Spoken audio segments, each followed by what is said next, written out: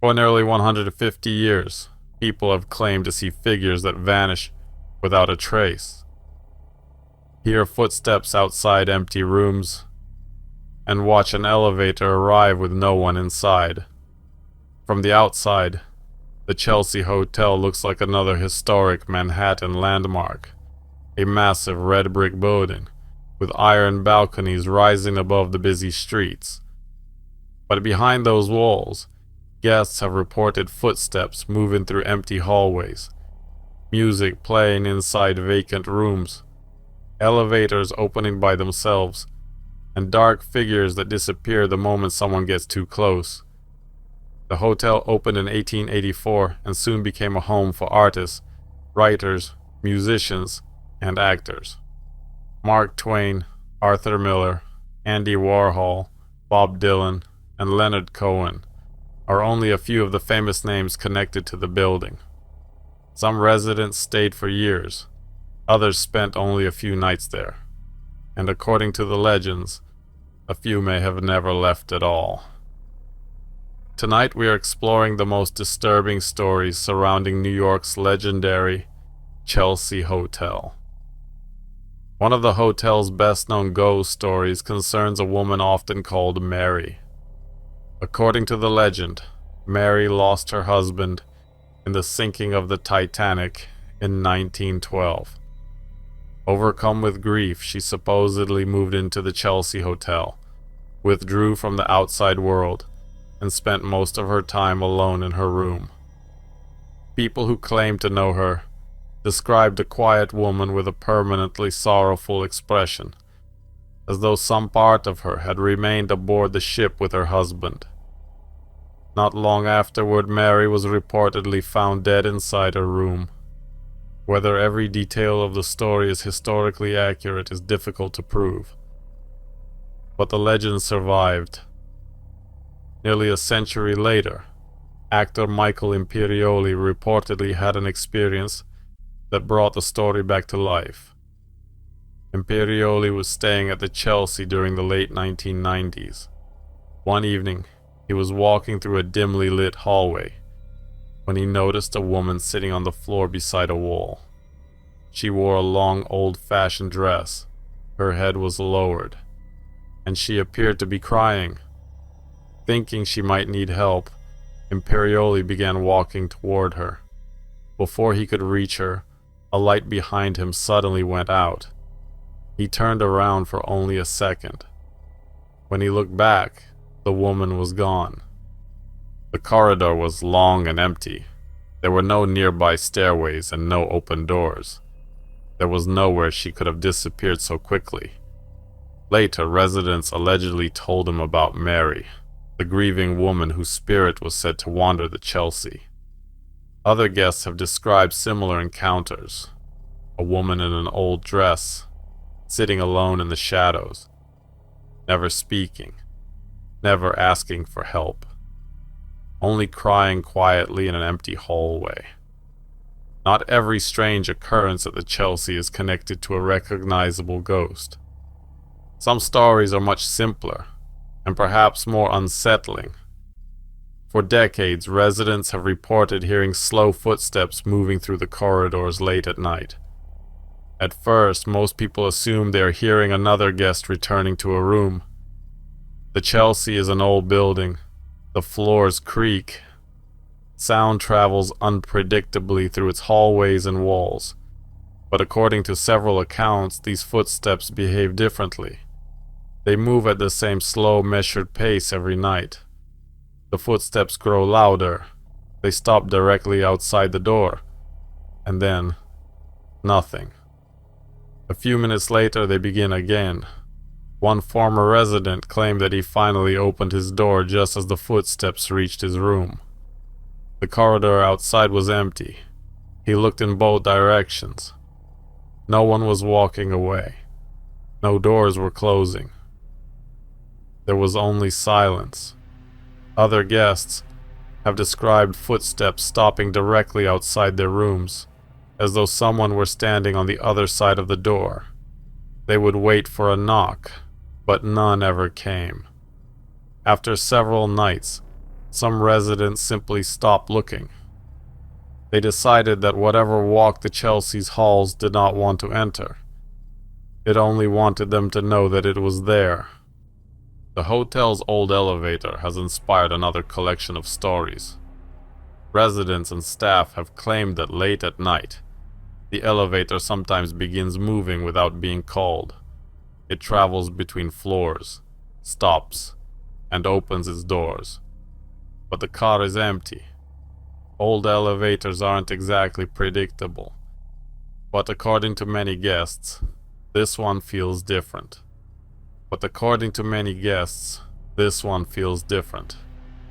The Chelsea has been renovated many times, and its equipment has been repaired and replaced throughout the decades. Still, some guests insist that the experience feels wrong. They press the button. The elevator arrives. The doors slide open. And although no one is inside, they feel as if someone has just stepped out. Some describe a sudden drop in temperature. Others experience a powerful sense of anxiety. The feeling that entering the elevator would be a terrible mistake. Then the doors close, and the fear vanishes instantly. Paranormal investigators who visited the hotel have also claimed that the area around the elevator feels unusually active, as though an unseen passenger is still traveling between the floors, waiting for someone to join them. The Chelsea Hotel was home to generations of musicians, poets, and performers, so hearing music through the walls would not have been unusual, at least not while the musicians were still alive. Guests have reported waking in the middle of the night to the sound of muffled conversation coming from a nearby room. They can hear several people speaking. They can recognize the rhythm and emotion in their voices, but they cannot understand the words. When they step into the hallway to find the source, the conversation stops. The neighboring rooms are dark. The entire floor is silent. Others have heard quiet laughter echoing through the building. It seems close at first, perhaps only one room away. But whenever someone follows it, the sound moves deeper into the hotel, before disappearing completely. Then there is the music. Residents have described soft melodies playing behind walls, or somewhere above them. Sometimes it sounds like a guitar, sometimes like an old record heard from a great distance. It lasts only a few seconds. Then it ends abruptly. Employees investigating complaints reportedly found no radios, musicians, or parties. Only empty hallways and sleeping guests. Those who heard the music often described the same impression. It did not sound like a performance. It sounded like a memory. Many people have reported seeing a dark human figure at the far end of a Chelsea corridor. At first, there is nothing obviously supernatural about it. It looks like another guest standing near a window or waiting outside a room. But when the witness approaches, the figure disappears. Some have seen it turn a corner. They follow only seconds later and discover an empty hallway with no open doors and nowhere for the person to hide. No one can clearly describe the figure. They cannot determine whether it is male or female, young or old. Its face always remains hidden by distance and shadow. Skeptics suggest that the hotel's dim lighting and long corridors create optical illusions. That explanation is certainly possible, but witnesses insist they did not see a shadow. They saw a person who appeared to be waiting for them to notice. Of all the famous people connected to the Chelsea, one name appears frequently in its ghost stories. Welsh poet Dylan Thomas stayed at the hotel during his final visit to New York in 1953. After becoming seriously ill, he was taken from the Chelsea to a hospital, where he died several days later. Years afterward, guests began reporting encounters with a silent man, dressed in clothing from another era. Sometimes he wore a dark overcoat, sometimes an old-fashioned suit. He walked slowly through the hallways, never speaking and never acknowledging anyone around him. Witnesses who tried to follow him said he would turn a corner and disappear. The figure was eventually associated with Dylan Thomas, a man for whom the Chelsea had been the final place he called home. Perhaps people simply connected an anonymous shadow to one of the hotel's most tragic residents. Or perhaps the poet still walks the same route through the building, returning each night to a room that no longer exists as he remembers it. No one has ever reported seeing where he came from, only where he disappeared. The darkest chapter in the Chelsea's history occurred on October 12th, 1978. Nancy Spangen was found dead inside room 100, where she had been staying with Sex Pistols bassist Sid Vicious.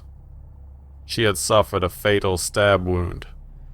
Vicious was arrested and charged with her murder, but the case never went to trial. He died of a heroin overdose several months later. Exactly what happened inside room 100 remains disputed. Over the years, different theories have blamed Vicious, a drug dealer, an intruder, or a terrible accident. The truth may never be known. But after Nancy's death, new stories emerged around the room. Former employees claimed they felt uncomfortable near it after dark. Some reported hearing movement inside when the room was believed to be empty. Guests staying nearby described waking with the feeling that someone was standing outside their door. Not knocking, not trying to enter, simply waiting. Others claimed to have seen a young blonde woman walking through the corridor before vanishing around a corner. The Chelsea already had a supernatural reputation long before 1978.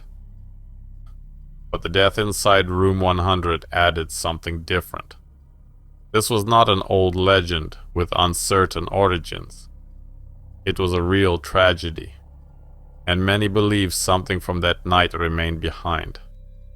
Over the years, paranormal investigators and self-described mediums have visited the Chelsea, hoping to experience its famous activity.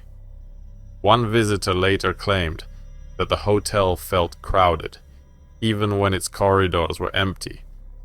He described the sensation of being watched by many people at once, as though the building had preserved the presence of everyone who had ever lived there. During his walk, he repeatedly heard a name whispered beside him. Larry. The voice was quiet, but clear. Larry.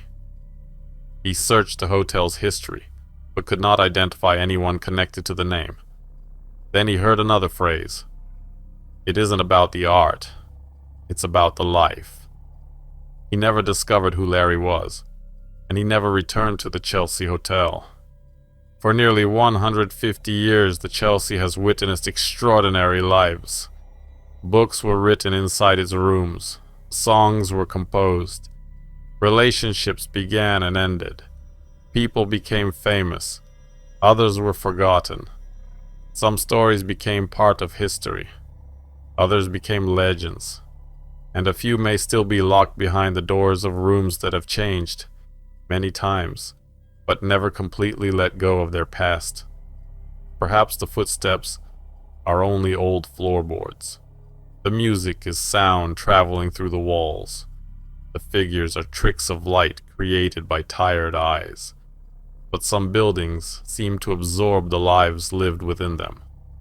And if any building in New York could remember its dead, it would be the Chelsea. So if you ever find yourself walking through its halls late at night, listen carefully. You may hear slow footsteps approaching from behind. You may see someone waiting at the end of the corridor. Or the elevator may arrive without being called, and when its doors open, the car may appear completely empty. Because if the stories are true, Someone else may already be walking those halls tonight. If you've made it this far, you're ready for the next story. It's already waiting on the channel.